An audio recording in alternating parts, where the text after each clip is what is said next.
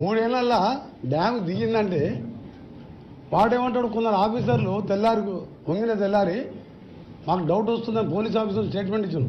ఇది విద్రోహ చర్యలా అనుమానం ఉందని. ఎవరికైనా బుద్ధున్నా తను విద్రోహ చర్య బాంబులు పెడితే పైకి లేస్తుంది అని కిందికి దిగుతా. కేసీఆర్ ఏమనుకున్నాడంటే 4 మాటలు వచ్చే కేసీఆర్ బిడ్డ కొడుకు అల్లునికి ఏంటంటే పిటకథలు ఎప్పుడు తెలుసు, అల్లుడు వస్తే అడవనుకుంటాడు, బిడ్డాడు ఏం చెప్పినా నమ్ముతాను అనుకున్నాడు. నేనే చూపించా, నేనే ప్రపంచంలో వింత అంటే ఆ వింత కాస్త 3 ఏళ్ళకే కూలిపోయి నిజంగా వింత అనిపించుకున్నది.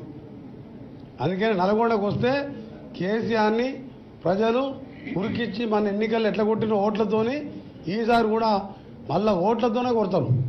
2 పార్లమెంట్ ఎలక్షన్ల టీఆర్ఎస్ డిబేట్ వస్తే నా పేరు వెంకరెడ్డి కాదు.